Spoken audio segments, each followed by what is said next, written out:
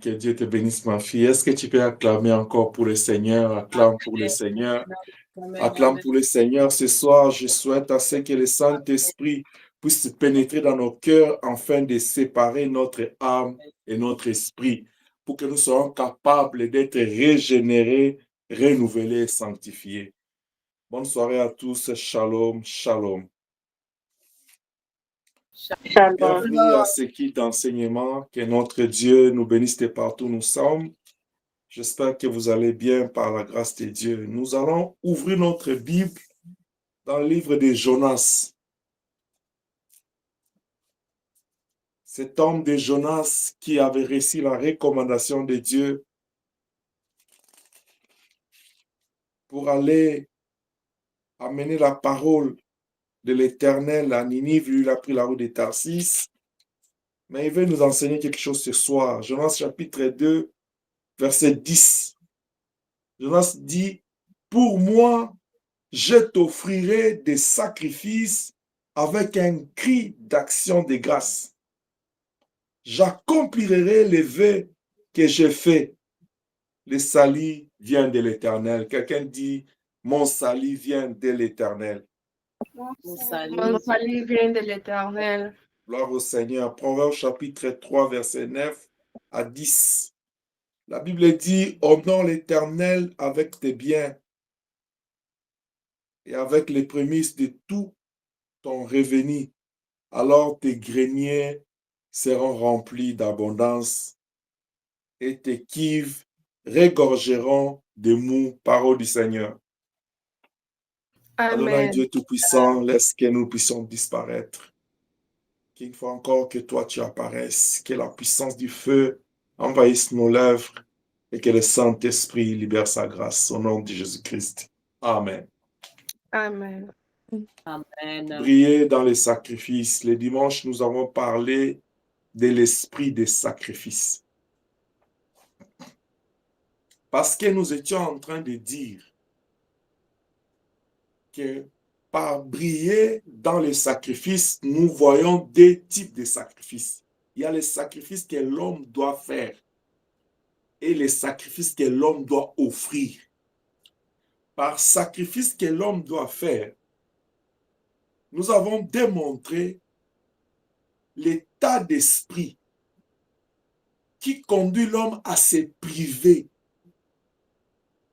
à mettre de côté ses intérêts, à mettre en second plan ses préoccupations et à avantager celles des autres, celles de Dieu. Être capable de se priver pour avantager l'autre. Être capable de se priver pour penser à l'autre.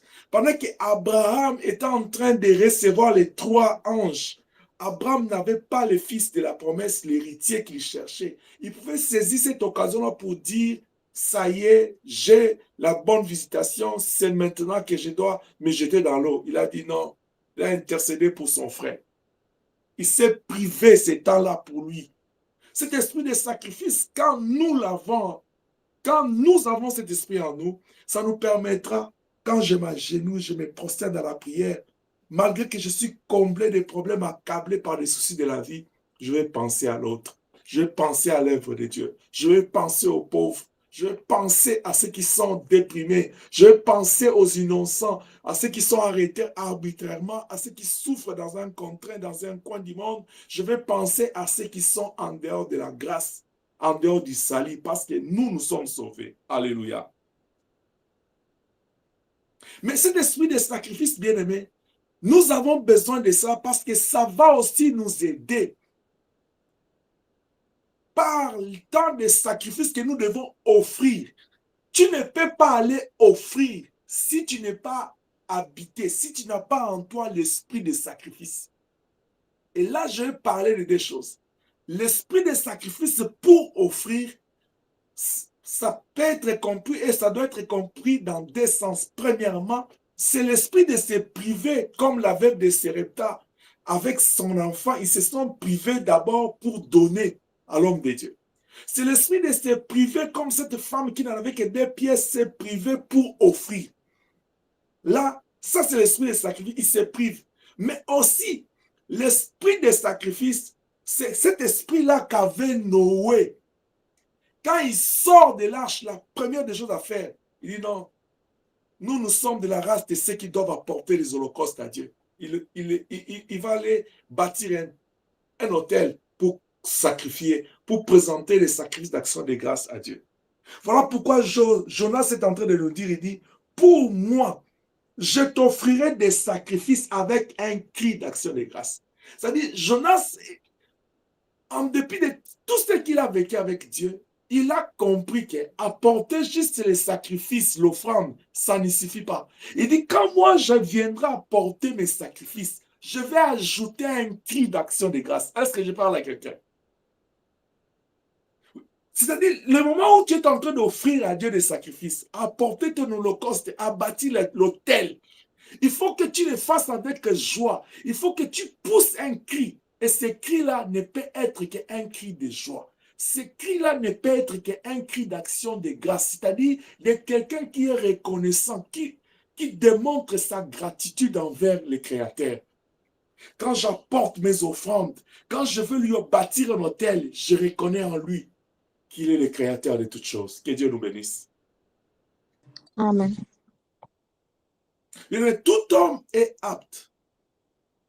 Il est capable de faire ou de se faire des biens. Quel que soit le prix. Tel que tu es là, tu es capable, tu es apte. Tu es même disposé à te faire du bien, à te faire même des biens, quel que soit le prix. Quel que soit le prix, pour toi-même là, tu es tellement disposé à te faire du bien. Mais les gens, ils sont moins disposés à faire des biens aux autres. Ils sont moins disposés à faire des biens à Dieu. Les gens, ils sont moins disposés. Ils sont plus dans les paroles que dans les actes. C'est pourquoi la Bible dit, montre-moi ta foi, moi je te montrerai les œuvres.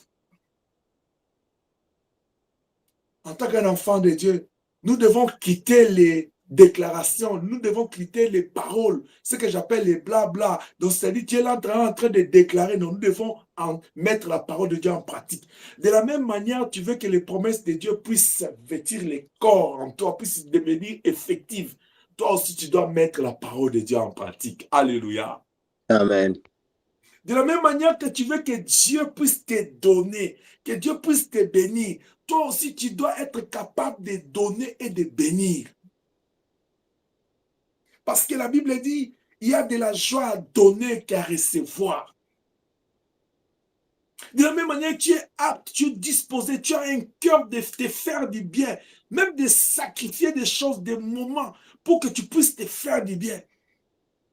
Tu sais, quand tu planifies des choses là, tu sais comment tu l'aimes atteindre. Tu écris même, tu dis, c'est moi, je vais m'acheter ça. C'est moi, je vais voyager. C'est moi, je vais avoir ça. Tu écris des choses et tu t'investis. Il y a des gens, s'ils n'arrivent pas à réaliser ce qu'il a planifié dans une journée, il est très mal à l'aise. Cet état d'esprit-là que tu as pour toi-même, la Bible dit, aime ton prochain comme toi-même. Si tu es capable de te sacrifier jusqu'au point de te priver des choses, tu dois aussi avoir ce même esprit de sacrifice envers les autres. C'est pourquoi Philippiens dit que l'humilité vous fasse reconnaître les autres plus supérieurs à vous. C'est-à-dire, la Bible te demande d'avoir un esprit de sacrifice, d'avoir un esprit de se priver pour les autres. Oh, là, c'est encore une forme de gêne et prière. C'est-à-dire, quand quelqu'un est capable de se priver de quelque chose que lui devait manger comme l'avait dit Stéréta, c'est ça le vrai gêne, pour donner à l'autre. Quand on grandissait dans la foi, on avait un frère, lui, si c'est les jeunes à l'église, il ordonne chez eux, là, il dit, il faut me garder, montez là, mon petit déjeuner alimentaire, il faut garder ça, ne touchez pas ça. Tout ce que vous allez manger là, gardez pour moi, ne touchez pas, moi je suis en gêne. Même quand quelqu'un il vient, il dit que non, j'ai faim, il dit non, non, non, non, non. Toi, tu avais déjà pris ton petit déjeuner, ça c'est pour moi, je suis en gêne, je vais manger ça quand j'ai terminé. C'est ça là où Elohim est en train de vouloir nous amener. Avoir le cœur de Dieu en nous, avoir l'ADN de Dieu, des gens qui ne dorment pas, qui ne somnolent pas, qui pensent aux autres.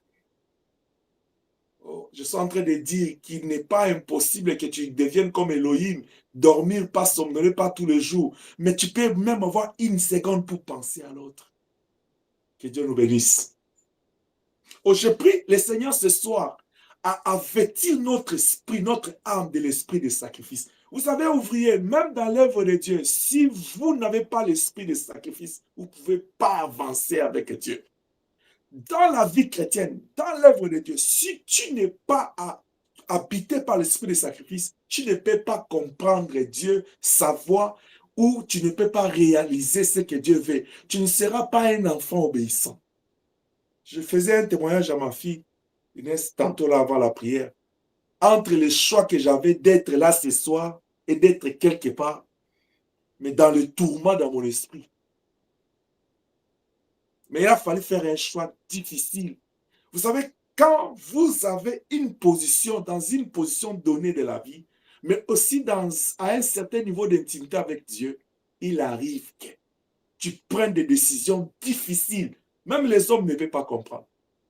C'est pourquoi vous avez vu Abraham, quand il a fallu aller sacrifier Isaac, il n'a parlé à personne, même pas à l'offrande lui-même.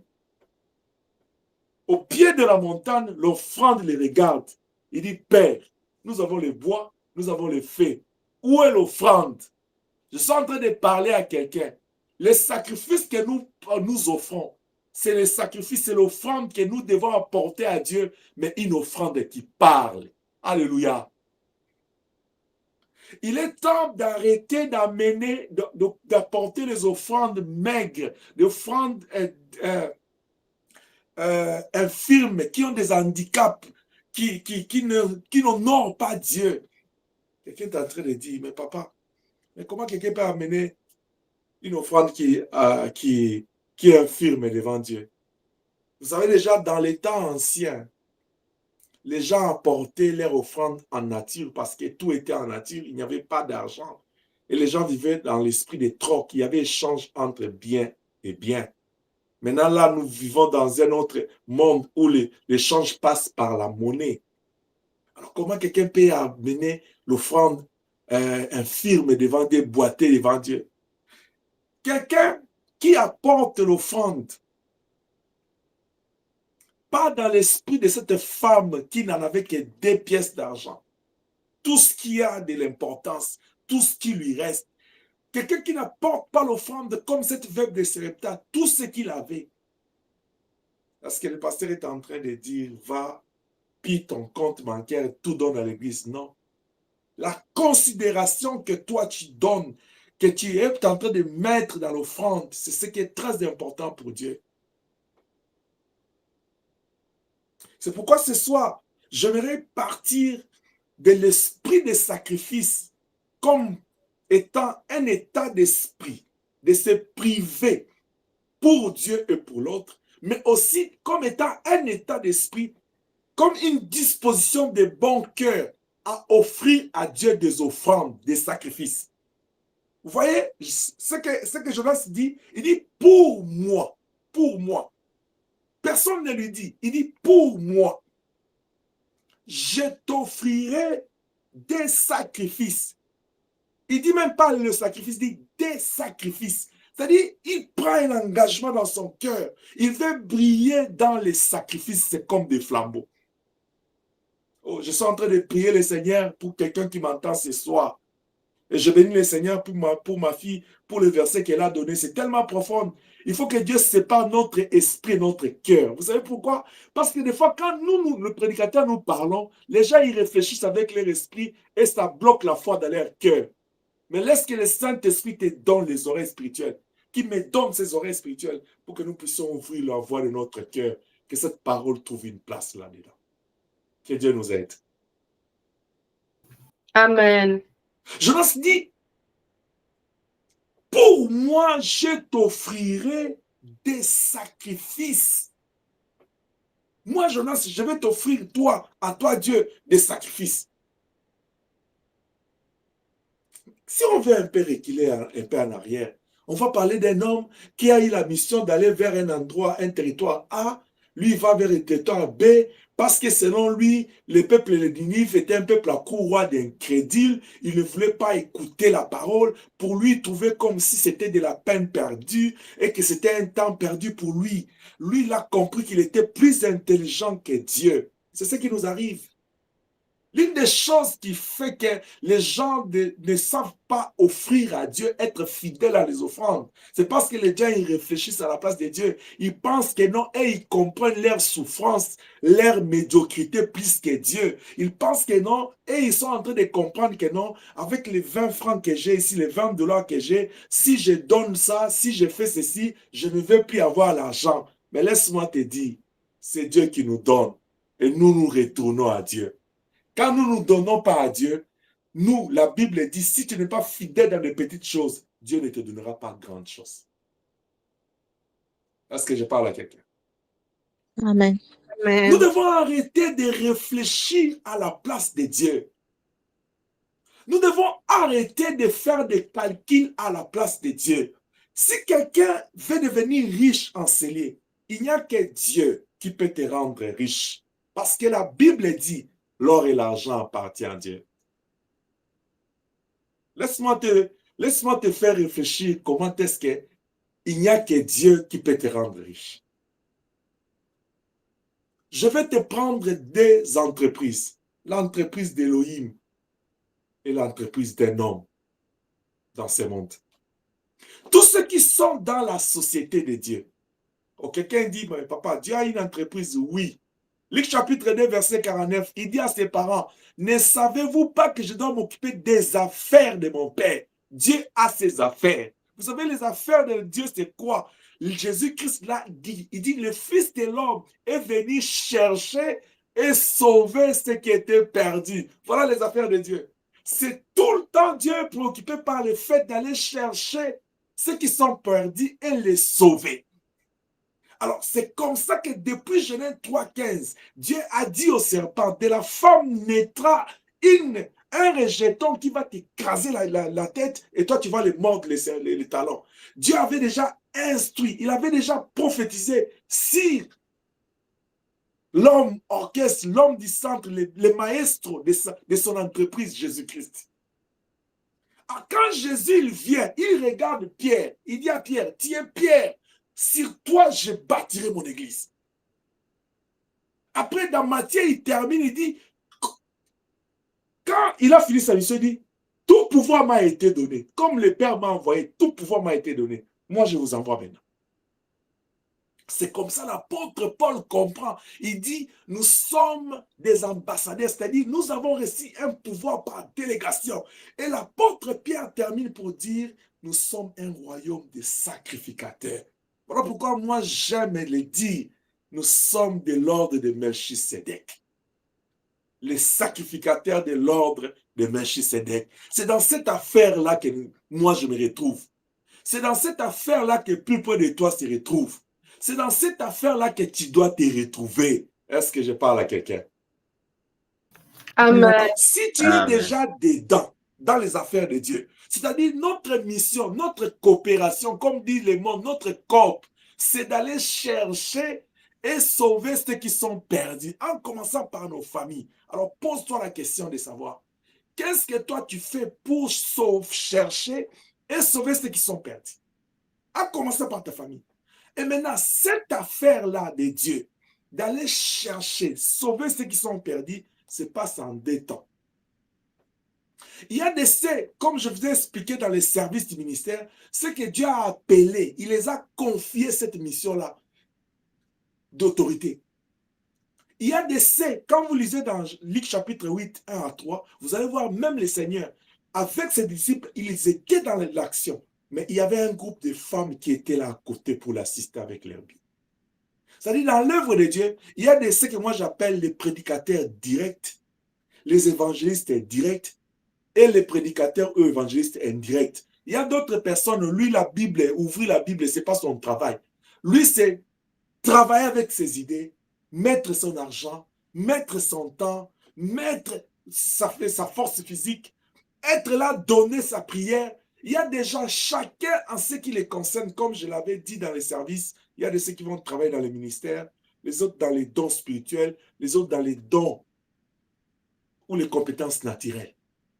Chacun ce qui les concerne, nous sommes en train de mettre nos efforts ensemble pour réaliser la mission de Dieu, c'est-à-dire pour faire s'occuper des œuvres de Dieu. Maintenant, Jonas, on l'envoie pour aller dans cette œuvre-là. Il dit non. Moi, je vais parler à Ninive. Le peuple là, c'était un peuple incrédule. Vous savez, je connais les hommes de Dieu qui ont abandonné servir Dieu parce que les fidèles n'écoutent pas, parce que les fidèles ne leur font pas confiance, parce que les fidèles ne les soutiennent pas dans leur vie, parce que les fidèles, ils sont nombreux, ils sont fatigués, parce qu'ils ont investi tellement. À un moment donné, ils s'est demandé, dit, vaut mieux que je puisse me faire autre chose pour prendre soin de ma famille, pour prendre soin de moi. Oui, il peut avoir raison, mais au même moment, est-ce qu'il s'est posé la question, comme Jonas, est-ce que la direction qu'il a prise, c'est ce que Dieu veut? C'est de la même manière aussi, on peut se poser la question, d'autres qui sont dans l'œuvre, est-ce qu'ils sont là parce que Dieu veut?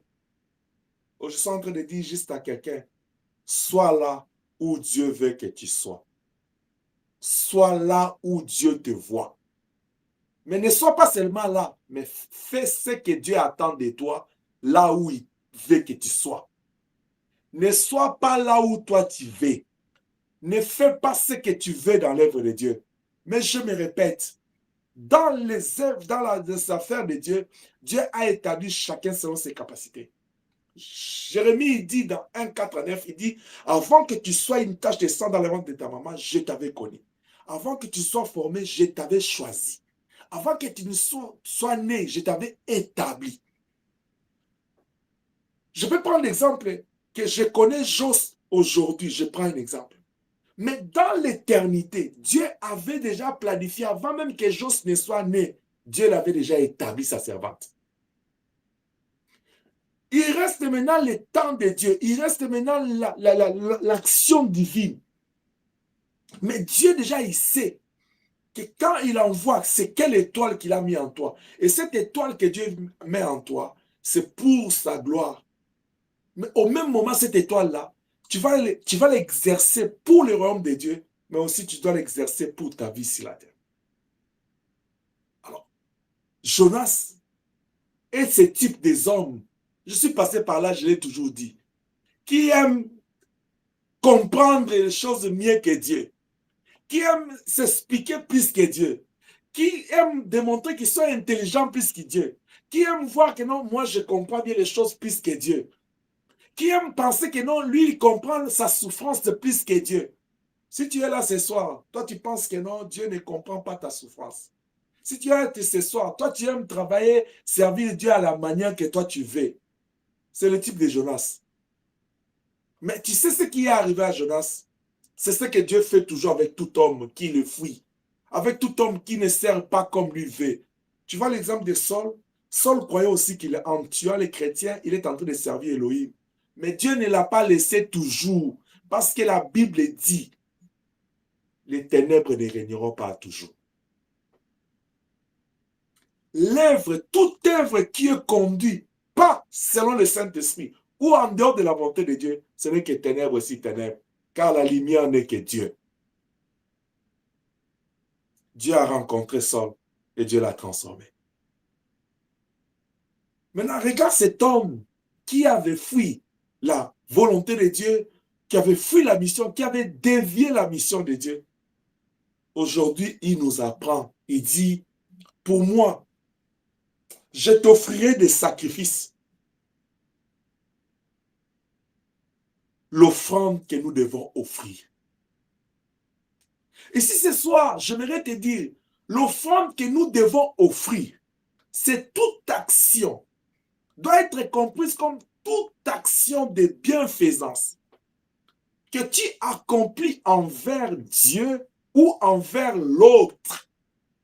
Je me répète, l'offrande que nous devons offrir, les sacrifices dans lesquels nous devons briller en offrant à Dieu, doit être compris comme étant toute action de bienfaisance, toute bonne action, bonnes œuvres que tu accomplis envers Dieu et envers l'autre, c'est une offrande, c'est un sacrifice. Est-ce que je parle à quelqu'un?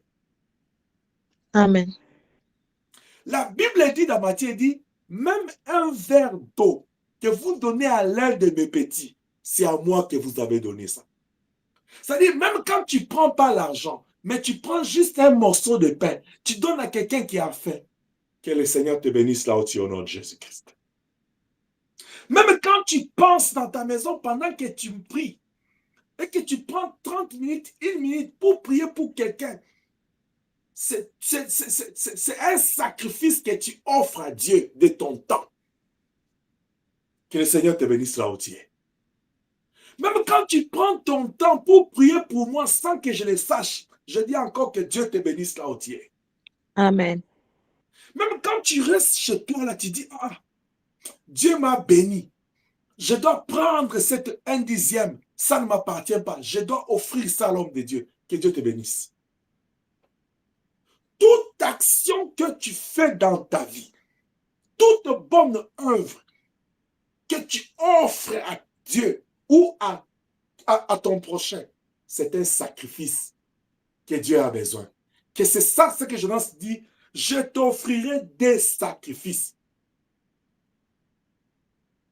Toute action de bienfaisance que tu as accomplie envers Dieu et envers l'autre, qui peut être, qui peut découler de ton temps. Considère ça comme un sacrifice. Considère ça à partir d'aujourd'hui comme une offrande. Parce qu'il nous arrive, quelqu'un dit, oh, aujourd'hui, je n'ai rien à offrir à l'église. Non, la Bible dit, à celui qui n'en a pas, on notera même ce qu'il a. Ça veut dire quoi? Quelqu'un qui n'a pas, mais comment on doit ôter même ce qu'il a? Ça dit, quand quelqu'un dit il n'a pas, réellement, ça peut faire des sens que tu n'as pas ce que tu penses, ce que tu réalises que tu n'as pas, oui. Mais tu dois avoir autre chose que tu n'as pas fait auquel tu n'as pas fait attention. Je donne un exemple. Tu n'as pas d'argent pour offrir. Mais ça ne veut pas dire que tu manques la foi pour prier pour quelqu'un. Cela ne veut pas dire que tu manques de temps pour offrir à Dieu dans l'évangélisation. Cela ne veut pas dire que tu manques de temps pour prier pour l'église. Tu verras que non. Peut-être tu n'as pas ce que tu veux donner ou ce qu'on demande, mais tu as autre chose. On ne donne que ce qu'on a. Alléluia.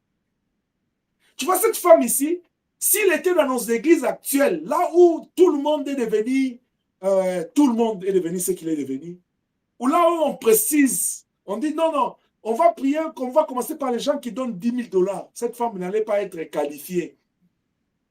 En termes de principe d'admissibilité, cette femme était out, il était écarté, parce qu'avec 2 pièces qui pouvaient la regarder. Mais laisse-moi te dire ce soir, ce que les hommes n'apprécient pas, mais Elohim l'apprécie, parce qu'Elohim, lui, il sait lire les cœurs juste dans les reins. Quand tout le monde est en train d'attendre que cette femme s'amène avec un sac plein d'argent ou avec l'enveloppe remplie, mais Elohim a vu ces 2 pièces. Peut-être la femme en venant, elle pouvait se gêner, elle pouvait avoir honte, elle pouvait se reprocher, se culpabiliser, dire tout ce que je donne à Dieu. Mais dans le fond, le Seigneur, dans son cœur, le Seigneur était content de cette femme. Parce que son intention, c'était d'honorer Elohim. Que Dieu nous bénisse. Amen.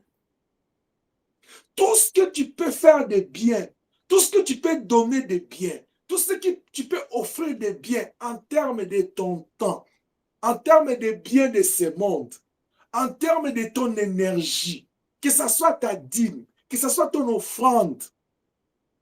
Aujourd'hui, je ne vais pas venir vous parler, donner la dîme, donner l'offrande. Je parle des sacrifices que nous devons faire.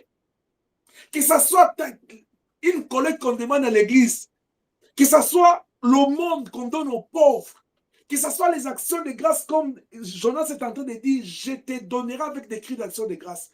Tout ce que tu dois apporter ou tout ce que tu dois offrir à Dieu, de ce que tu as, considère-les comme un sacrifice.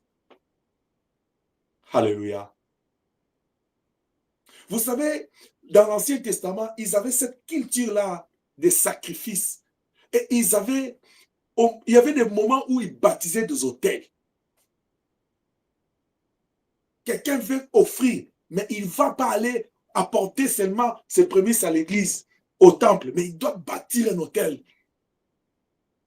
J'aimerais te dire, Église de Dieu, nous sommes rendus au moment où tout sacrifice, je me répète, tout ce que tu donnes à Dieu ou tout ce que tu donnes à l'autre, à partir d'aujourd'hui, considère ça comme un sacrifice que tu donnes à l'Éternel.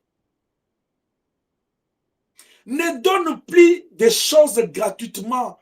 Quand je dis gratuitement, je n'ai pas dit que non, il faut toujours demander que ça soit sous condition. Non, non. Gratuitement, pour moi, dans mon entendement, ce soir veut dire que tu donnes et tu laisses. Non. Dans ton esprit, tu te dis, ça, je donne à papy, mais je donne ça à Dieu. Ne vois pas la personne que tu donnes, parce que la Bible te dit, même un verre d'eau que tu donnes à un de mes petits, c'est à Dieu que tu donnes. Vous savez, si nous sommes cultivés par cet esprit-là, habités par l'esprit, de comprendre que je donne à Dieu, je donne à mon frère, c'est à Dieu que je donne, nous n'allons pas commencer à être préoccupés, à nous questionner avant de donner, à nous lamenter, à être égoïstes, à voir seulement nous. Nous allons comprendre que non, nous ne donnons pas à Dieu, mais nous retournons à Dieu en vertu de la dette que nous avons de lui. Cette dette de reconnaissance. Que Dieu nous bénisse. Amen. Amen. Que Dieu nous bénisse. Amen. Amen. Est-ce que tu es avec moi? Amen. Est-ce que tu es là? Amen. Que Dieu te bénisse là où tu es. Amen. Amen.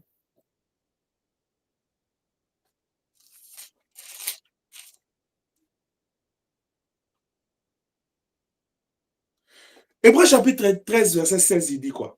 Il dit, et n'oubliez pas la bienfaisance. N'oubliez pas la bienfaisance et la libéralité, car c'est à de tels sacrifices que Dieu prend plaisir. N'oubliez pas la bienfaisance. Et ce soir, moi, je te parle des actions de bienfaisance. Je ne te parle pas d'une bienfaisance. Je te parle de toutes les bienfaisances. La Bible dit que c'est à des choses comme ça que Dieu prend plaisir. Si tu veux plaire à Dieu, il faut t'attacher aux bonnes œuvres, aux bonnes actions, aux sacrifices qui montent devant lui. Quand tu apportes tes sacrifices à Dieu, tu dois d'abord avoir et garder dans ton esprit qui est Elohim pour toi. Non, non, ne va pas avec des sacrifices comme ça. On entend les cantiques, on danse, on donne. Non, non, non, non. Quand tu prends ton argent, quand tu prends tes biens, quand tu mets ton temps pour Dieu, la première des choses que tu dois nourrir ton cœur, qu'est-ce qui représente Elohim pour moi? Parce que j'apporte le sacrifice, si pas à un homme, pas à une maison, je l'apporte à l'Éternel. Malachie chapitre 3, 10, il dit quoi? Il dit, apportez dans la maison des trésors vos dîmes. Cette maison des trésors-là, c'est la maison de Dieu. Il vous dit de l'apporter là-bas. Alors, quand je vais dans la maison de Dieu, ce n'est pas dans la maison de quelqu'un, je vais aller donner à Dieu. Alors, la première des choses, je me dois représenter dans mon esprit, qu'est-ce qui est Elohim pour moi?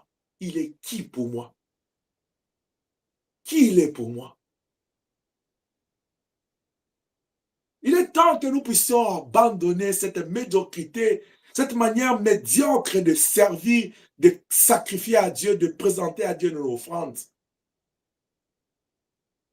Parce que le modérateur a dit, il est temps d'offrir.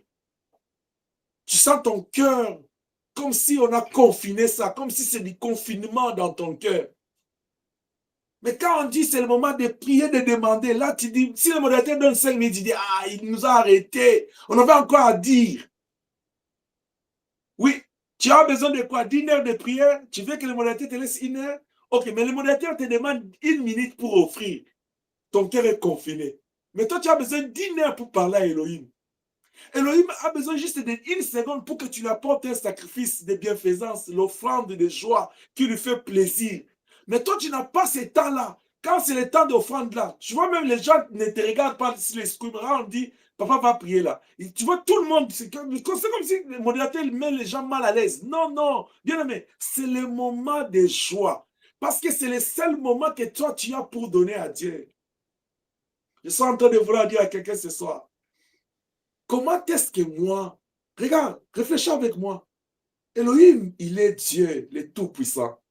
Il est le Très-Haut. Il est le Roi des rois. Il est le Seigneur des seigneurs, n'est-ce pas? Mais comment un Dieu peut recevoir un cadeau de ma part? Quelle grandeur, quel privilège qu'il me donne de venir lui présenter, lui à qui l'or et l'argent lui appartiennent, que moi je lui donne $1. Qu'est-ce que ça fait de Dieu $1 que je lui donne? Mais au moins, il accepte de recevoir de mes mains ces $1. Est-ce que je peux pas le faire avec joie? Est-ce que je ne peux pas le faire avec joie? C'est pourquoi Jonas, il dit, je lui apporterai des sacrifices, mais avec des cris de joie. C'est-à-dire, je reconnais que j'étais incrédule, j'étais désobéissant, j'étais rebelle. Je fuis sa face, mais il ne m'a pas laissé. À la place de me frapper, Dieu m'a recueilli dans sa maison. Combien de fois nous avons volé Dieu? Combien de fois nous avons apporté des sacrifices médiocres? C'est-à-dire quelqu'un qui sait que non, il doit un dîme de 100 000 et de $100, il dit non, j'ai beaucoup de problèmes, il donne $20. Ça, c'est ça une offrande handicapé plutôt, infirme. Toi-même, tu fais tes calculs, tu dis non, tu vois comment j'ai beaucoup de problèmes là, au lieu que je donne $200, je vais donner 20. L'essentiel, j'ai donné. Bien, mais le problème, ce n'est pas l'essentiel. Le problème, c'est de respecter les principes de Dieu. Jonas aussi était dans l'essentiel, dit l'essentiel, j'ai pris la parole, j'ai amené à Tarsis. Ce n'était pas ça le problème. Que Dieu nous aide. Amen. Quand tu apportes tes sacrifices à Dieu, la première des choses, avant même de prélever, tu dois avoir la considération de celui à qui tu veux aller apporter l'offrande. Parce que c'est cette considération-là qui va animer ton cœur, qui sera ta motivation pour prélever. Je prie le Seigneur à envahir nos cœurs dans ce domaine parce que nous sommes encore loin. Cela ne suffit pas. Le fait seulement de la considération de Dieu. La deuxième des choses, quand je veux prélever mon sacrifice, quand je veux offrir, bâtir mon autel, je dois aussi considérer ce que Dieu a fait pour moi ou ce qu'il est capable de faire pour moi. Ça fait trois choses là. Premièrement, ce qu'il est pour moi. Deuxièmement, ce qu'il a fait pour moi, c'est bien fait, c'est haut fait dans ma vie. Dans la même pensée, je considère ce que Dieu est capable de faire. Vous savez ce que Dieu est capable de faire? Je crois que nous allons dormir, demain il va nous réveiller par sa grâce. Voilà ce que Dieu est capable de faire. Mais, papa, c'est tout ce qu'il est capable de faire. Oui, c'est la première des choses que Dieu est capable de faire parce que tout ce qui reste là, la Bible dit, il y a de l'espérance pour ceux qui vivent. Le fait que déjà il me réveille, c'est qu'il y a un plan merveilleux pour moi. Gloire au Seigneur. Amen. S'il ne me réveille pas, comment il va réaliser son plan? Oh, je vais offrir parce qu'Élohim est grand pour moi, parce qu'Élohim est tout pour moi, parce qu'Élohim est Dieu pour moi, parce qu'il est tellement merveilleux pour moi. Mais je vais aussi l'offrir parce qu'il me donne la vie, parce qu'il me donne tout. Romains chapitre 11, verset 33 à 36, la Bible dit quoi? Il dit, Dieu pose la question, il dit, mais ce que tu as là, tu l'as reçu de qui? Parce qu'il te demande, il dit, mais ce que moi j'ai en tant que, ce qui fait de moi Dieu, j'ai prêté chez qui? De qui suis-je débiteur? J'ai emprunté chez qui pour avoir ça? Qui m'a conseillé pour créer le monde? Quand quelqu'un veut offrir à Dieu, arrêtons d'offrir des sacrifices qui nous rapporteront rien. C'est-à-dire, tu offres parce qu'on a dit qu'il faut offrir. Tu offres parce que c'est de notre temps on parle de ça. Non, non. Il faut que quand tu veux offrir, que ça soit d'abord dans ton esprit, là, dans ton cœur, la considération de ce que Dieu est pour toi, de ce qu'il a fait dans ta vie et de ce qu'il est capable de faire dans ta vie. Enfin, il faut que tu comprennes pourquoi tu lui apportes ton holocauste. Oui, il est ce qu'il est, il a fait ce qu'il a fait, il est capable de faire ce qu'il est capable de faire dans ta vie. Mais pourquoi je dois lui apporter? Je l'ai toujours dit, je ne lui apporte pas pour nous donner, je lui apporte pour retourner à Dieu, pour lui manifester ma reconnaissance, mon obéissance à sa parole parce qu'il nous a dit d'apporter. C'est un ordre, vous savez.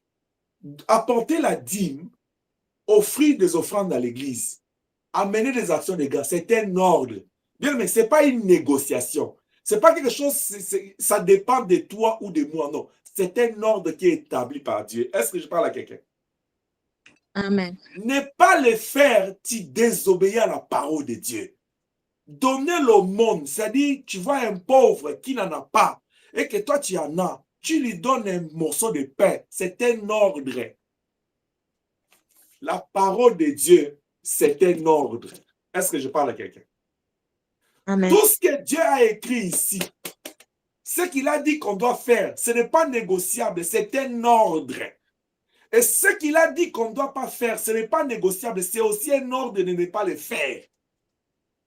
C'est en cela qu'il est Dieu. C'est en cela qu'il nous attend. Quand tu apportes des sacrifices à Dieu, tu dois d'abord avoir et garder dans ton esprit qui est Elohim pour toi. Et ensuite, qu'est-ce qu'il a fait ou il est capable de faire dans ta vie. Et enfin, comprendre que lui apporter tes sacrifices ne revient pas à dire que tu lui donnes, mais tu lui retournes ta reconnaissance face à ses compassions, à sa miséricorde, à sa grâce, ses bontés qui se renouvellent chaque matin dans ta vie parce que tu n'as ni prix à payer, ni facture, bref, à cause de son amour.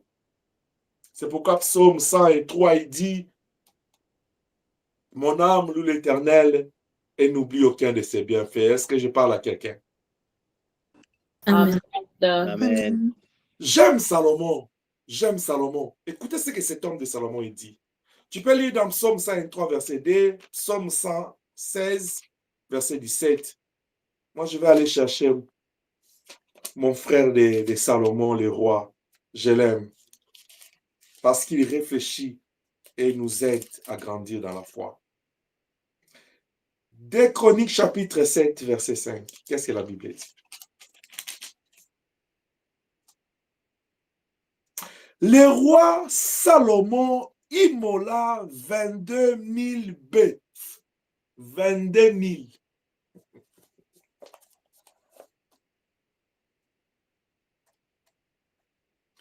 Mais peut-être c'est moi qui ne lis pas bien. Vérifie avec moi. Emma, vérifie avec moi s'il te plaît. 2 Chroniques chapitre 5 et 7 verset 5. S'il te plaît, ouvre la Bible et lis avec moi, ma fille, mon fils. Lis avec moi. Tout enfant de tout près de toi, ouvre ta Bible. Mais Salomon, la Bible dit quoi? 2 Chroniques 7, 5. Il dit, le roi Salomon immola 22 000 bœufs. Il ne s'arrête pas là. 120 000 brebis. Ah, Yahweh. Ainsi le roi et tout le peuple firent la dédicace de la maison à Dieu. Pour dédier le temple, Salomon avait besoin de 22 000 bœufs. Et de 100, combien? 120 000. 120 000 brebis. Crise économique. Mais moi et toi, là, on n'a même pas un peu. Même pas une brebis. Mais le Seigneur te dit même pas que non, donne-moi toute ta brebis là que tu reçois les fins du mois. Et tu vois, toi, tu n'as qu'une brebis là, c'est ton travail. Mais Salomon avait 120 000. 120 000. Mais moi et toi là, c'est seulement un. Dans les un là, Elohim n'est même pas égoïste. Il dit, enlève-moi les 1/10. Tu dis, Il dit, apporte le fond dans ma maison. Il dit, c'est même dans les pains ici. Mais Salomon, il en a pris 120 000. Après, il va aller prendre. Mais moi, je m'imagine, c'était dans quelle étendue qu'on a tué tous ces animaux. Vous imaginez? C'est-à-dire que cet homme-là, il vous dit, on prend les 120 000. On ne parle pas de 120, on dit 120 000. C'est-à-dire, quand on met les 120 000 brebis là, c'est quelle surface qu'ils vont prendre? Cela veut dire que quand Salomon était en train d'offrir à Dieu, il était en train de dire à Dieu, Tu es plus que cette étendue de la maison que tu m'as donnée. Tu es plus que cette étendue d'Israël. Je ne sais pas mesurer ta grandeur. Pourquoi je vais prendre 120 000? Ils vont prendre ces pays d'Israël, les pays des voisins. Ils vont prendre. Moi, je vais juste offrir des sacrifices. Je ne sais pas quantifier ta grandeur, mais tu es grand. C'est pourquoi quand il offre les sacrifices, il dit à Dieu, même la maison qu'on a bâtie pour toi là, n'est pas capable de te contenir. Tout ce que tu peux faire pour nous, fais y habiter ton nom. La grandeur de Dieu. Il est temps. Quelqu'un dit, moi j'ai toujours donné ma dîme à l'église. Je soutiens l'œuvre de Dieu, je ne vois pas la gloire de Dieu. Tu ne vois pas. Parce que quand tu viens donner, l'esprit qui t'anime, ce n'est pas l'esprit de Salomon, la grandeur de Dieu. C'est l'esprit là de dire, qui il est Elohim pour moi? Vous savez, quand quelqu'un arrive à réaliser la grandeur de Dieu, il va comprendre que Dieu est la source de provenance de toute sa vie. Tu te réveilles le matin, si tu n'as pas le souffle de vie, tu vas aller travailler? Penses-tu que tu vas aller travailler? Penses-tu que les gens qui tombent à ce moment où nous parlons, parce qu'il y en a qui sont tombés, pendant que je parle là, il y en a qui meurent dans les hôpitaux. Sur des routes, ils quittent leur travail, ils rentrent. D'autres même, ils rentrent, ils quittent leur maison, à 2 mètres de leur maison, ils font l'accident. Ils se sont, dans ce monde, ça se passe des choses. Moi et toi, nous sommes sortis du janvier, rendus au 19 novembre. J'acclame Elohim. Moi, j'acclame Elohim. Je dis que Dieu soit béni, parce que tu es bon. Mais parce que tu... Mais je ne vais pas m'arrêter là. Jonas a dit, je t'offrirai des sacrifices. Quand j'ai annoncé les thèmes de la retraite de fin d'année, si le Seigneur t'a fait grâce de comprendre, béni soit l'Éternel. Si le diable t'a visité pour dire, 13 hôtels, 13 enveloppes, je prie le Seigneur à te délivrer au nom de Jésus-Christ. Parce que si tu n'es pas dedans, tu peux venir offrir autant que tu peux offrir. Ça ne t'apportera rien. C'est que moi, en tant que serviteur de Dieu, ce que nous, en tant qu'Église, ce que le trône attend, c'est ce cœur-là de considération à Dieu. Quand quelqu'un s'approche, qui est l'esprit de Salomon, tuer ce nombre de brebis, parce qu'il dit à Dieu, je t'offrirai tout, parce que c'est toi qui es le créateur. C'est toi qui es le propriétaire des brebis, des animaux. Les poissons t'appartiennent. Qu'est-ce que... Bien aimé, le souffle de vie lui appartient. L'or et l'argent lui appartiennent. Mais pourquoi tu prives au propriétaire ses propres biens?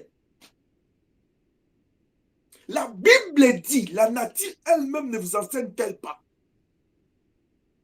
Tel que tu es là, tu achètes ta parcelle. Et que la loi du plus fort veut s'abattre sur toi. Tu vois quelqu'un qui te prive ta parcelle ou bien il prend ça par force. N'est-ce pas que tu vas aller en justice? Oh, laisse-moi te dire, il y a un tribunal où lui-même Dieu, il est juge et au même moment, il est avocat. Mais tu vas aller plaider devant qui? Parce que devant la barre, c'est lui le juge. À côté, c'est lui même l'avocat, le défenseur. Qui va parler pour toi? Mieux vaut avoir un problème avec un homme et l'homme va venir intervenir. Mais si tu as un problème avec Dieu, qui viendra parler à ta place? Il a regardé Pierre. Il dit à Pierre, les princes de ce monde te réclament pour te cribler, mais je prie pour toi. Mais si Pierre avait des problèmes avec le trône, si Pierre avait un souci avec Dieu, qui pouvait venir? Qui pouvait venir? D'ailleurs, Apocalypse le dit, quand une fois le monde était au comble, au gouffre de la malheur, quand Dieu, la question fut posée, qui est digne et capable d'ouvrir le livre dans le 7 sceaux? Qui était venu? Parce que l'homme avait un problème avec Dieu. Qui pouvait venir sauver l'homme? Il n'y a qu'Elohim lui-même qui peut sauver l'homme quand ils ont des problèmes entre eux. C'est pourquoi Jean pleurait. Mais la Bible dit, ne pleure pas, voici l'agneau de Dieu. Que l'agneau nous délivre ce soir. Que nous puissions comprendre que nous devons être des hommes et des femmes de sacrifice. Qui sont prêts à offrir à Dieu tous les sacrifices. Quelqu'un dit, oh, c'est le temps d'offrande et d'action de grâce et dîme. L'autre dit, ah, j'ai déjà donné ma dîme. Je ne vais pas donner l'offrande. La dîme n'est pas offrande. L'offrande n'est pas dîme. Ne prends pas la dîme, tu dis, je vais donner au monde. Tu fais le jonaïsme, c'est-à-dire tu es en train de définir les choses à ta manière. Va à Ninive, va à Ninive. Celui qui a donné Jean 3,16 pour Ninive, là, il sait que ce n'est pas pour Tarsis. Est-ce que je parle à quelqu'un? Quand il a dit digne, il sait que c'est digne. Dieu, permettez-moi, Dieu n'est pas idiot. Ne pensez pas que Dieu est bête. La haute intelligence, c'est Elohim, le créateur. Nous comprenons, nous sommes arrivés à un moment donné, c'est comme si... Ça, c'est la parole de Dieu, n'est-ce pas? Ah, donne-moi un bon amen, non? Amen. Amen. Amen. Mais qui peut comprendre cette parole bien? Qui est censé de bien comprendre cette parole? N'est-ce pas que c'est Dieu lui-même? Parce que c'est sa parole. Mais comment se fait-il que nous commençons à interpréter la parole de Dieu, à expliquer la parole de Dieu, à expliquer à Dieu sa parole à sa place? Alléluia. Jonas va à Ninive, il dit non, à Ninive là-bas, ils sont incrédibles. Mais Dieu savait qu'ils sont incrédibles. C'est pourquoi il a envoyé cette parole. Ne réfléchis pas à la place de Dieu. C'est que moi, je sais que tu ne vas pas dormir enfamé. Non. Les seules fois que tu vas dormir enfamé, c'est le jour où Dieu a voulu que tu sois en jeûne. Mais toi, tu n'avais pas compris. Mais encore plus, ici, dans ce pays, si toi, tu peux dormir affamé. Non. Non. Donc, il y a des gens, je bénis le Seigneur. Quand je suis allé au voyage là, il y a un de mon ami, qui est celui que j'appelle mon ami frère. Il me dit, je lui ai dit, parle-moi un peu de la vie, parle-moi. Il me regarde, il dit, quand je te regarde, je vois la gloire de Dieu, je bénis le Seigneur. Je vais rentrer 12 ans, 15 ans avant pour voir comment on a souffert dans l'œuvre de Dieu. Ebenezer, pasteur, lève-toi, on va danser juste pour Dieu, qu'on nous mette la musique. Je dis, moi je comprends, je vois la gloire de Dieu. Je bénis le Seigneur pour ce qu'il a fait dans ma vie. Je veux savoir. Il m'a dit, tu vois moi ton frère. Parce que je connais la vie qu'on avait. Il dit, tu vois l'histoire de la prière là de gêner pour payer la maison. Je ne le fais plus. La prière là de gêner ou prier beaucoup pour avoir le loyer. Je ne le fais plus. La prière là de prier pour s'habiller, manger, je ne le fais plus. Je dis, j'avais compris là où vous voulez dire. Je lui ai dit pourquoi. Il dit, ton Dieu m'a déjà délivré de ces choses-là. Je dis, mais le Seigneur t'a délivré. Il dit, c'est pourquoi je le sers maintenant dans une autre dimension parce que je sais ce qu'il a fait dans ma vie. Vous voyez l'état d'esprit qu'il a en servant Dieu? Parce qu'il sait ce que Dieu a fait dans sa vie. Il sait ce que Dieu est pour lui. Je vais parler à un David ce soir. La force qui peut renverser Goliath dans ta vie, c'est seulement cet esprit, cet état d'esprit de savoir ce qu'est Elohim pour toi, ce qu'il a fait pour toi et ce qu'il est capable de faire pour toi. Je me répète. David, écoute-moi. Toi qui es de la race de David. La Bible dit, c'est comme dans un miroir, de gloire en gloire, de victoire en victoire. Elohim peut t'amener encore loin. Il peut te rendre encore prospère. Mais à une seule condition. Si tu gardes à l'esprit ce qu'il est pour toi. Ce qu'il a fait pour toi. Ce qu'il est capable de faire pour toi. Quatrième chose. C'est que tu dois retourner à lui. À cause de son amour. Nous avons une dette envers Dieu. Nous avons une responsabilité, un devoir. C'est de lui apporter des offrandes, des sacrifices, des bâtis, des autels. J'ai parlé avec mon père dans la foi. C'est lui qui vous avait parlé l'autre fois. Il est ici avec sa femme.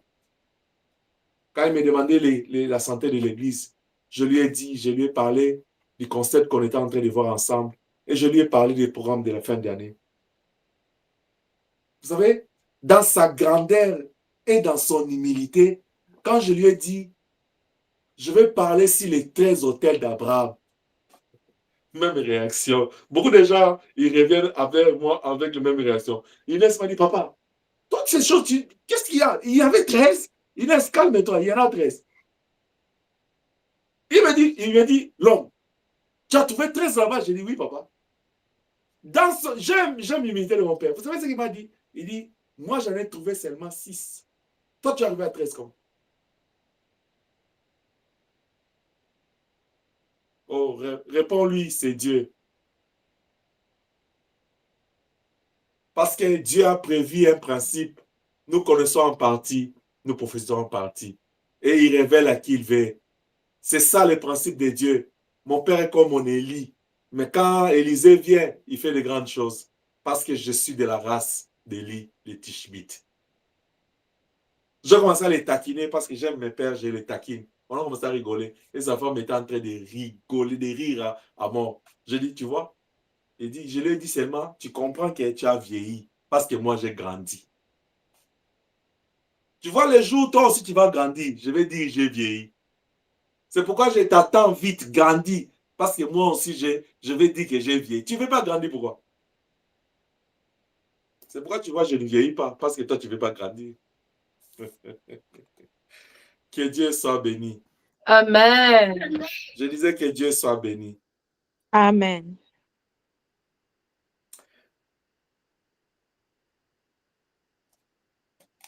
J'étais en train de te dire une chose qui était très importante pour moi. C'est que chaque fois quand tu apportes ton offrande, que ce soit ta dîme, tes actions de grâce, il faut la porter avec joie. Parce que la seule motivation qui doit nous animer, qui doit être associée au sacrifice, lié au sacrifice que nous apportons à Dieu ou que nous faisons pour les autres, la seule motivation, c'est le témoignage de l'amour de Dieu dans ta vie. Tu te dis non, Dieu est tellement bon, Dieu est tellement amour, que je ne peux pas m'empêcher de lui offrir, de lui apporter ça. Il est tellement bon. Quand tu apportes ton offrande là, toi-même tu es en train de dire, cette offrande parle de l'amour de Dieu dans ma vie. Comme je vous ai dit au début, Abraham était confus d'entendre que l'offrande que lui il a menée commence à lui poser des questions.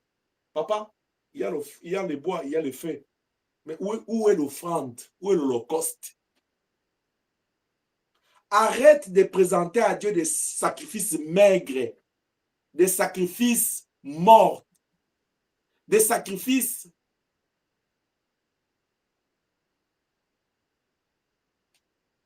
qui n'ont pas de graisse. Des sacrifices parce que tu n'en as pas besoin. Mais il faut que quand tu apportes ton offrande à la maison de Dieu, ta dîme, toute action que tu vas poser envers Dieu, envers l'Église, envers les autres, il faut que cela dégage de l'amour que tu as pour Dieu. Il faut que cela témoigne ton amour envers Dieu. Il faut que cela témoigne ta reconnaissance envers Dieu. Il faut aussi que cela puisse revêtir l'esprit de la vénération, c'est-à-dire d'adoration. J'apporte un sacrifice qui adore Dieu. Toi-même, regarde l'état de tes sacrifices que tu apportes. Oh, est-ce que papa est en train de dire il faut donner des grands montants? Non. Je suis de la race de la femme de 2 pièces. Elle en avait que 2. Mais c'était un sacrifice de vénération parce que ça adorait Dieu. C'est tout ce qu'elle avait dit non. Comme Dieu est tout ce que j'ai dans ma vie. Et pratiquement là, je n'ai que 2 pièces. Je prends les 2, je donne. Non, il ne faut pas qu'il y ait une différence. Il y a une séparation entre ce que Dieu est pour toi et ce que tu veux lui donner. Parce que l'offrande, les sacrifices que nous offrons à Dieu, c'est l'expression de ce que Dieu représente pour nous. Il ne suffit pas seulement de parler, j'aime Dieu, Dieu est tout pour moi. Non, montre ça dans les actes. C'est en offrant nos sacrifices que nous témoignons ce que Dieu est pour nous. Est-ce que je parle à quelqu'un? Amen. Quand tu apportes ton offrande, il faut que tu sois motivé par ça. La fidélité, tu dis non. La Bible dit, si tu es fidèle dans des petites choses, je te donnerai beaucoup. Moi, je vais être fidèle.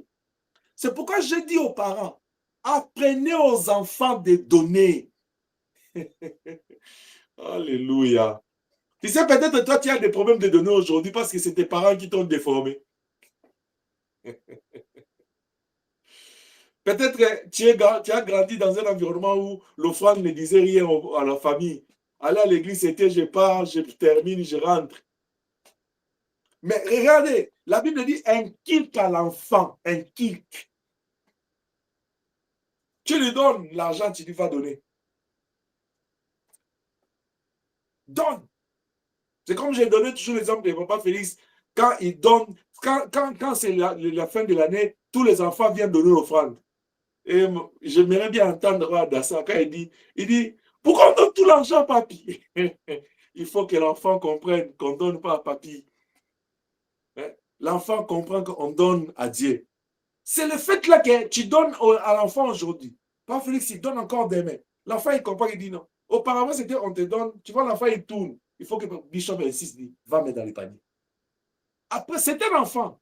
Puisqu'il insiste, l'enfant a compris, non? Quand on est à l'église, papa me remet l'enveloppe, c'est pour que j'aille donner à l'église. Au fur et à mesure, il grandit, son père l'explique. Tu vois l'offrande qu'on donne, c'est parce que Dieu nous a donné la vie, nous retournons à Dieu. Ah, c'est comme ça qu'on doit faire. L'enfant grandit avec.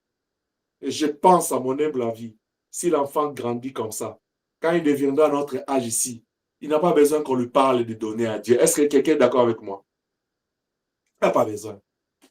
Il va offrir parce qu'on l'a appris. Alors pour nous là, qu'on n'a pas eu le temps de nous apprendre, que le Saint-Esprit nous brise ce soir, que nous rentrons dans l'évangile, parce que nous n'avons pas eu cette grâce-là. Est-ce que quelqu'un peut dire Amen? Amen. Amen. En ce qui concerne l'offrande, je saurais terminer ce soir et je ne saurais pas terminer, s'il te plaît, sans pour autant m'empêcher de te parler d'Abel. Qui, au bout d'un certain temps, dans Genèse 4, il a résolu lui-même de prendre un animal avec graisse et d'offrir à Dieu. Je ne peux pas m'empêcher de te parler de lui. C'est que l'offrande n'a pas commencé avec nous. Encore plus fort, si Abel, qui était au commencement, n'était pas assis dans une église enseignée où l'onction coule, ou dans la dispensation du Saint-Esprit, mais il a eu la révélation comment il devait apporter son offrande. Il n'a pas eu un prédicateur. La Bible ne nous parle pas d'Adam et Ève. Tu as déjà lu dans la Bible là où Adam et Ève ont fait un hôtel. Mais d'où est venue l'idée d'Abel? Mais le Seigneur a dit, il a agréé l'offrande d'Abel. Ce soir, laisse-moi te parler même de Caïn. De l'offrande de Caïn que les uns négligent. J'aimerais même que quelqu'un ait l'esprit de Caïn. Qui n'aille pas ni Abel ni Caïn. Quelqu'un dit, papa, comment? Parce que Caïn, au bout d'un certain temps, il a pris dans ce qui lui appartient. Il a amené à Dieu. Au moins, il a fait quoi? Il a pris. Parce qu'il y a des gens même qui n'amènent pas. Vaut mieux Caïn que lui. Vous voyez que Caïn a quelque chose de positif. Hein? Il a amené. Il a quand même pensé au Créateur. Malgré que le problème se trouve au niveau de la qualité de son offrande. Mais en quoi il est en faute? C'est ce qu'il avait comme fruit de son travail. Qu'est-ce qu'il devait faire? C'était aller faire les trocs avec son frère.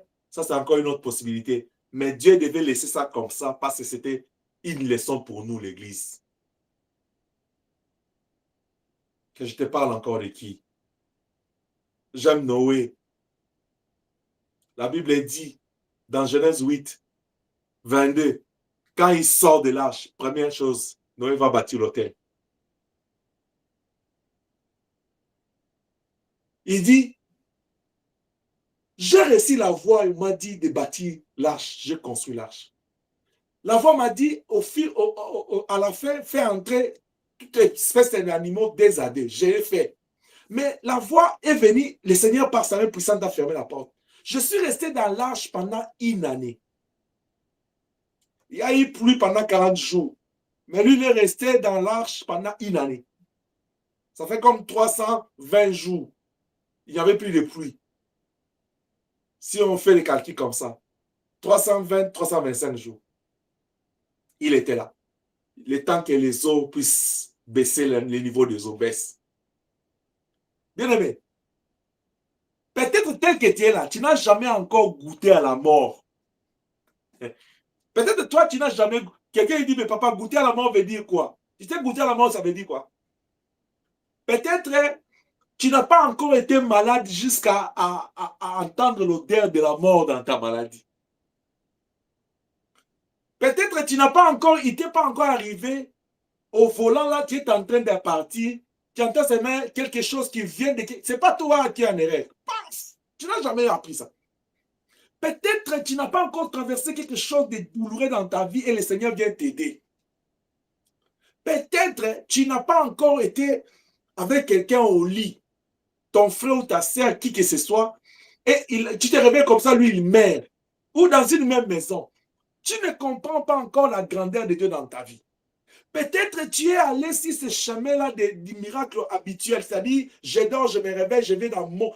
Tu sais l'orgueil de l'homme, mon travail, mon argent, c'est moi qui travaille. Peut-être tu es rendu dans ça. C'est là où il y a un problème. Mais Caïn et Abel, Noé, ils se sont dit, Noé dit, ah, mais tous ceux qui sont tombés là, qu'est-ce que moi je suis plus qu'eux? C'est Dieu qui nous dit que Noé était parfait. Or, nous savons que tout être humain n'est pas parfait. C'est Dieu qui le déclare parfait. Est-ce que Noé n'avait pas un péché? Dieu l'a fait grâce. Dieu l'a juste fait grâce. Est-ce que ça veut dire que Noé n'était pas un pécheur, il n'a jamais péché? Non. Sinon, il devait Dieu. De la même chose, Job, Dieu le déclare parfait. Ça ne veut pas dire qu'il n'a jamais péché. De la même manière que Marie a eu grâce devant Dieu. Ça veut dire qu'il n'a jamais péché. De la même manière que Pierre a été appelé, je suis appelé, ça veut dire que je ne suis pas un pécheur. C'est la grâce de Dieu. Noé, il sort et dit, face à cette grâce, Elohim Dieu, j'ai entendu, la pluie s'est abattue pendant 40 jours. C'était une forte pluie. Et après, quand il voit le monde, comment c'était devenu, je ne sais pas me représenter. Est-ce que c'était l'image du monde nouveau que Dieu nous a promis? Est-ce que Noé était en face d'un monde régénéré? Qu'est-ce qui a mis Noé à bâtir un hôtel? Mais qu'est-ce qui va te motiver pendant 13 jours au mois de décembre à bâtir ton hôtel? Je cesserai de te parler d'Abraham parce qu'il s'agira de lui qu'on va parler. Anne a construit un hôtel. Il a commencé par le dire en mots. Il dit, si tu me donnes un mal, je te l'offre dans ton œuvre. Je te l'offre dans ton œuvre. Dieu a dit, ok, on va voir. Donnez-lui un mal. On lui donne un garçon. Après le sévrage, il vient avec l'enfant. Il bâtit un hôtel. Il est là. Pam! C'est pour toi. J'offre un sacrifice. Tu veux que je te parle de qui encore? Élie le Tishbite. Quand il voit la gloire de Dieu bannie en Israël, Élie, il a établi l'autel pour offrir à Dieu des sacrifices. Je suis en train de dire à quelqu'un, nous devons briller dans les sacrifices. La femme ici de Marc chapitre... la femme de Marc chapitre... celui des 2 pièces dont je parlais tantôt. J'étais dans Marc, chapitre 12, verset 42, a bâti son hôtel avec ses 2 pièces. Dans Exode 25, 9, la Bible dit, à Moïse dit, je veux que vous puissiez me construire un tabernacle. Mais ce tabernacle-là sera construit par l'offrande des enfants d'Israël. Mais tu ne prendras pas l'offrande de n'importe qui. C'est celui qui a un cœur bien disposé. C'est pourquoi Jonas a raison. Il dit, je vais t'offrir des sacrifices avec un cri de joie. C'est-à-dire, mon cœur sera dedans. Et je le ferai avec joie. Galates 6, 6 à 10. Tu connais le verset. Pendant que tu as l'occasion, fais le bien. Les œuvres de bienfaisance ne t'arrêtent pas. Que rien au monde, que personne au monde ne t'empêche à être une bonne personne. Est-ce que je parle à quelqu'un? Que rien, même pas une exhortation, que quelqu'un ne vient pas dire pourquoi tu donnes, pourquoi tu... Non, non. Continue à être une bonne personne. Continue à offrir à Dieu parce que tu as une dette envers ce Dieu-là. Parce que tu es la race de ce Dieu qui donne même à ses ennemis. N'est-ce pas que la Bible dit, fais le bien même à tes ennemis, ce sont des charbons de feu que tu entasses sur la tête. Oh non, un prophète m'a dit, à cause de ce que tu as donné à tel, c'est pourquoi on te bloque. Qui a dit? L'offrande de Dieu qui monte vers le trône, qui peut venir mettre la main là-dedans? On parle de quelle offrande là? Moi, je bâtis mon hôtel avec mon cœur, avec un cri de reconnaissance envers Elohim. Tel que Dieu aime l'adoration, il va laisser les sorciers venir bloquer l'adoration? Non. Ça, ce n'est pas Dieu. Faisons confiance en Dieu. Parce que Dieu est bon. Il y a un problème qui t'arrive à la maison. Comprends que les sacrifices ouvrent les portes. Les hôtels ouvrent les portes. Établis un hôtel. Tu n'as pas besoin seulement qu'on dise mercredi, c'est le temps d'offrir. Non, non. Un problème te dépasse chez toi. Fais un sacrifice. Fais un hôtel. Prie le Seigneur. Que Dieu te voie là où tu es. Au nom de Jésus-Christ. Nous sommes en train de prier Elohim ce soir. À révolter l'église à la manière d'offrir. À changer nos cœurs à la manière de donner. Parce que nous devons donner à Dieu. Nous devons donner aux autres. Parce que nous aussi, nous recevons de Dieu. N'est-ce pas qu'il est écrit? Ce que vous avez reçu de moi gratuitement, donnez aussi gratuitement. Apprenons à offrir des sacrifices dignes de notre Dieu. Tiens-toi debout là où tu es. On va prier le Seigneur afin qu'il nous aide. C'est lui qui aime le sacrifice, qui nous donne l'esprit de sacrifice. J'aimerais que tu élèves tes mains là où tu es, que tu dises à Dieu, accorde-moi l'esprit de sacrifice. Fais de moi un sacrificateur. C'est là qui se présentera devant toi chaque instant, jour et nuit, avec des sacrifices d'action de grâce, avec des cris. Oh, parle comme Jonas. La Bible dit dans Proverbe, il dit, honore Dieu avec tes biens. Jonas a dit, je t'offrirai des sacrifices avec des cris de joie. Prie le Seigneur à te fomenter, à te transformer, à t'amener dans une autre dimension de sacrifice. Lève ta voix, prie avec moi. Alléluia, Hosanna. Alléluia, Hosanna. Alléluia, Hosanna. Alléluia, Hosanna. Que se nous para que se para que se nos salve para que se Alléluia,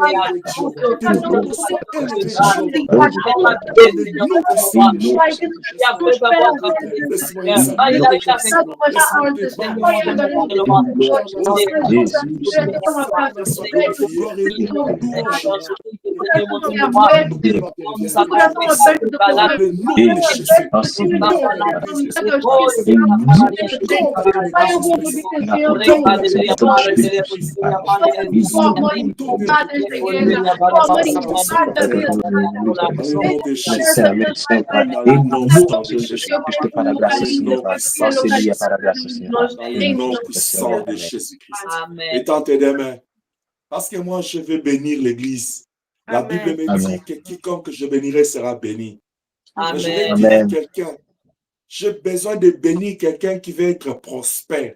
Amen. Je vais dire à quelqu'un, cette bénédiction ne tombera que si celui qui a écouté la voix de Dieu et qui est disposé à avancer avec Dieu. Amen. Parce que Dieu est fait des hommes et des femmes fidèles. Est-ce que tu es prêt à devenir riche? Est-ce que tu es prêt à devenir prospère? Peut-être papa, qu'est-ce que tu veux dire ce soir? Est-ce que tu es prêt à devenir riche? Je suis en train de parler ce soir. Amen. Est-ce que tu es prêt à être prospéré ce soir au nom de Jésus? Amen. Seigneur, ouvre ton cœur et reçois cette prière. Et dans ton cœur, prends la décision de commencer à offrir à Dieu l'offrande de ton temps, l'offrande de tes biens, l'offrande de ton argent, l'offrande de ton cœur, l'offrande de ton amour, l'offrande de tout, parce qu'il est Dieu pour toi. Elohim, Dieu de paix et de grâce. La Bible dit, dans leur détresse, tu leur envoyas ta parole et ta parole les a guéris. Père, sanctifie l'Église par cette parole. Que cette parole délivre l'esprit, l'âme et le corps. Que cette parole délie la médiocrité financière de nos vies, la médiocrité de la foi dans nos vies, la médiocrité dans la désobéissance et la médiocrité, Seigneur, dans la sensibilité au nom de Jésus-Christ. Amen. Au nom puissant de Jésus. Que cette parole délivre l'Église de la chasse terrestre. Et que cette parole aussi délivre l'Église des raisonnements de l'intelligence de l'homme. Que cette parole transforme l'Église par le renouvellement de l'intelligence. Que le peuple comprenne que c'est toi qui es Dieu. C'est toi la source de toutes choses. C'est toi le Dieu riche, grand et redoutable. Merci, Jéhovah. Fais couler ton onction de finances maintenant. Parce que tu as dit à la Samaritaine, si tu connaissais le don de Dieu. Oh, ce soir, je dis à l'Église, si vous connaissiez les dons de Dieu, c'est à vous de lui apporter des sacrifices. Et alors des fleuves d'eau vive, des finances jailliront de vos vies. Que cela soit ainsi. Soyez bénis. Que l'onction de Dieu coule comme des fleuves de finances. Amen. Cela par le nom puissant de Jésus. Que les portes qui étaient bloquées devant vous s'ouvrent. Que la gloire de Dieu pénètre dans ces temples. Que le Seigneur établit, enseigné des hommes et des femmes. Oh, je parle des hommes et des femmes élevés en puissance et en pouvoir financièrement au nom puissant de Jésus-Christ. Amen. Amen. Nous n'allons pas toujours dire que l'or et l'argent t'appartiennent quand nous ne savons même pas toucher à l'or. Fais pleuvoir la pluie de l'or maintenant ce soir. Amen. Seigneur, fais pleuvoir la pluie de diamants. Fais pleuvoir la pluie de smil. Fais éternel d'émeraude, de saphir plutôt, enseigné au nom de Jésus-Christ. Amen. Et que ces liens soient comme éternel notre Dieu, une mer, éternel notre Dieu, de cristal d'argent au nom puissant de Jésus-Christ. Parce qu'il s'agit de ton temple. Amen. Que chaque vie soit éternelle établie dans cet environnement. Que chaque famille soit établie dans cet environnement. Que l'Église soit établie dans cet environnement. Je chasse la médiocrité en ces lieux. Je chasse le chômage en ces lieux. Je chasse tout esprit de travail, de manque de promotion. Tout ce qui bloque. La Bible dit, mon serviteur montera. Encore on a dit, mon serviteur. Commence à servir Dieu, tu vas monter. Mon serviteur montera. Que tu montes, que la porte qui était formée devant toi s'ouvre au nom de Jésus-Christ. Amen. Père, un miracle qui s'est passé ce matin. Il y a des appels de bonne joie. Des appels éternels de joie et de bonnes nouvelles. Amen. Afin que le peuple, quand il vient notre offrir des sacrifices, que cela soit accompagné avec des cris d'action de grâce. Amen. Au nom puissant de Jésus-Christ. Soyez bénis au nom de Jésus-Christ. Amen. Soyez bénis au nom de Jésus-Christ. Amen. Je libère tout mon cœur pour vous bénir ce soir. Soyez prospères. Soyez Amen. bénis. Soyez Amen. bénis au nom de Jésus-Christ. Amen. Des hommes et des femmes riches dans ces temps. Même quand l'économie mondiale est en crise. Mais vous, soyez bénis parce que vous êtes bénis de l'Éternel. Amen. Amen. Que ces jours restent mémorables dans l'annale de votre vie financière quand l'Éternel vous a visité. À Amen. partir de ce soir, que la médiocrité, les cris, les souffrances quittent vos vies au nom de Jésus-Christ. Amen. Que l'Éternel soit votre avocat, qu'il soit celui qui va aller réclamer tout ce qui a dévoré les sauterelles, tout ce qui a ravagé la pluie de l'arrière-saison. Que Dieu vous restaure dans les finances Amen. et qu'il vous établisse dans les sacrifices, Amen. Amen. dans les noms puissants de Jésus-Christ. Nom puissant de Christ. Dans les noms puissants de Jésus-Christ. Amen. La Bible dit, nul ne tiendra devant toi tant que tu vivras. Que la pauvreté tombe ce soir. Au nom Au nom puissant de Jésus-Christ. Amen. Amen. Que les calculs des hommes tombent de ta foi, de ton raisonnement, au nom puissant de Jésus-Christ. Amen. Amen. Que le Saint-Esprit arrose ton esprit de la foi et que tu vives les miracles. Amen. Père, en vertu du pouvoir que tu me confères, je bénis l'Église. Soyez tous bénis. Amen. Au nom puissant de Jésus-Christ, nous disons 3 fois Amen. Amen. Amen. Amen. Amen. Est-ce que tu peux acclamer pour le Seigneur de gloire? Que Dieu vous bénisse abondamment. Nous sommes arrivés à la fin de notre équipe de ce soir. Pendant que nous rappelons les annonces, ton offrande, ta dîme, ton action de grâce, tu peux les transférer. Sans oublier que vendredi, nous serons là pour notre culte de prière. Nous avons besoin de la prière. Sois là avec nous. Samedi, le Lionceau à 18h. Nous continuons dans notre série de prières. N'oubliez pas ce que je vous avais recommandé. Suivez l'ABC. Priez chaque 1h, 5 minutes. Dimanche, notre kit d'adoration à 10h30. C'est le dimanche que je vais clôturer sur cette page d'enseignement sur briller comme des flambeaux. Et après, nous aurons une semaine pour préparer notre retraite. Donc, on aura comme 2 kits, mercredi et dimanche. Mercredi 26 et dimanche le 28, si je ne m'abuse pas. Et après la semaine qui va commencer, le 3 décembre, ça sera notre premier kit et notre premier hôtel. Je parie que chaque personne a déjà ses 13 enveloppes blanches et l'enveloppe jaune. Tu apprêtes ça, tu pries. Je parie que chaque personne a sa bouteille d'huile pour laquelle on a prié, vous appliquez cela. Pour ce soir, nous allons nous arrêter là. Que la paix de Dieu soit avec vous. Que mon Dieu vous protège et vous garde. Que le vous bénisse de partout où vous êtes. Shalom, shalom. Shalom. Shalom. Shalom.